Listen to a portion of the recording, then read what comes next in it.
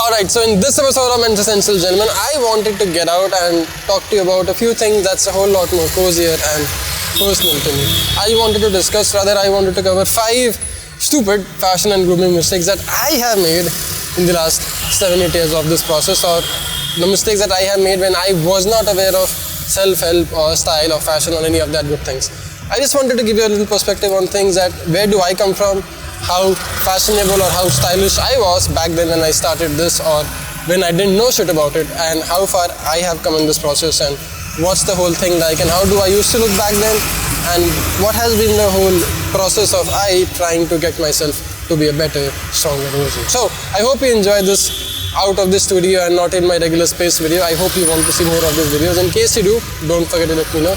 With that being clear, let's just quickly roll the intro. Gentlemen, my name is Mayank Bhattacharya. This is Men's Essentials Outdoors.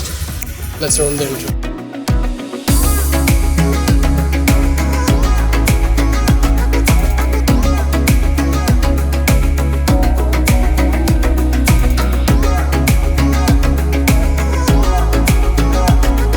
Okay, so the whole point of I making such videos is to give you a perspective, like I said in the intro, just to share my process with you.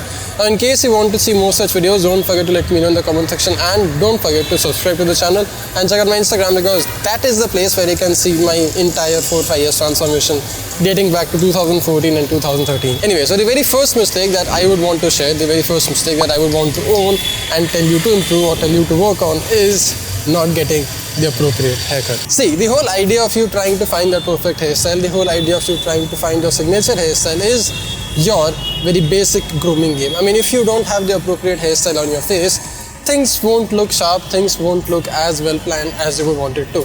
I mean, no matter if you're wearing a suit or no matter if you're wearing something as casual as a pullover and a t-shirt, if your hairstyle is not on point, if your hair game is not on point, if you're not trying to put in an effort to go out and try finding a proper hairstylist for your nicer hairstyles, then chances are you will not end up getting the best hairstyles. I mean, as you can clearly see in my before photos or in my before videos, that's the hairstyle that I used to rock on my head or on my face. Clearly, there's a huge difference. Clearly, this is not the best one that I can have. But hey, my hair is only so good and my face is only so average. So I'll have to make do with what I got. I'll have to make do with what I have. But comparatively to the before and after, you can see the difference. You can see how far I have come when it comes to my hair game, and how much of a difference can a thing as simple as a hairstyle can make to your face. Okay, moving on. The number 2 mistake, the most obvious mistake that I think I made back in those days, or back in the day when I was not aware, absolutely immature about style and fashion, was not understanding the basics of getting things fitted right. I mean, I used to wear things that used to be 2 sizes bigger than mine, because I used to think that I'm this tall guy who needs to wear bigger, baggier clothes. Now that's stupid, that's not relevant, and that's not scientific or practical at all. I should have always worn a small or a medium, but I always ended up wearing an XL or a large. Now this is not something I would recommend you do. This is not something I would recommend you practice ever in your life. Try understanding the basics of it. If you can see in my previous videos or in my previous photo, you can clearly see how smart I was with my fit and how stylishly aware I was with whatever I was wearing. So please keep this one thing in mind. I used to wear things that never fit me well. Please don't be that guy.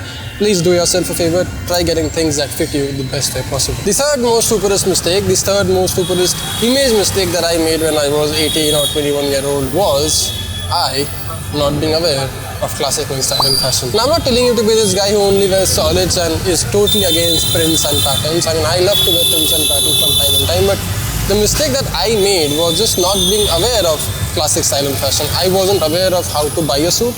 I was not aware of how should a suit fit. I was not aware of why should I wear, or why should I even own multiples of black v-neck t-shirts, sharp-pulled sweaters and white t-shirts and all these good things. I wasn't aware of a jeans fit. I wasn't aware of anything that was associated or that was related to classic men's style. And now that I have got myself into this, now that I have researched so much more about it, and now that I do this for a living, I actually end up saving a whole lot more money than what I used to back in 2010 and 2011. So please spend some time researching about the style that will actually work with your wardrobe and your budget. If you really want to keep your budget straight, and if you really want to have your strict budget and yet look very stylish and very sexy at the same time, classic men's style or minimal wardrobe is something that I would recommend you try. Because this is something that you won't spend a whole lot of money buying or investing in, yet you will look stylish, yet you will look super dapper all the freaking time. So this is something that I used to wear back then. I used to buy like a whole bunch of these t-shirts and jeans. Never fit me well, never looked well, and this is what I do now, this is what I wear now. Mature, stylish, classic, Rock solid. The fourth most stupidest personal image or personal branding mistake that I made back in my early 20s or late teens was 1. Not shaving off my teen stash, and 2. Not going to the gym, not working out. I mean, I was this guy who used to think that gym is for sissies and playing sport is what a real man does. What I forgot to realize, what I failed to understand was the importance of weight training in a man's life. I mean, had I been lifting weights when I was 13, I would have been a whole lot more stronger, bigger and muscular by now. But hey, better late than never. I at least started it when I was 18, and I at least got where I am when I'm 26. But if you are someone young, if you are someone who has not given this a shot yet, if you are someone who is still thinking about having a proper grooming routine or planning to go join the gym, please do it as soon as you can. Please do it as fast as you can, because the more you wait, the delayed are your results, and the delayed are the good things awaiting to happen in your life.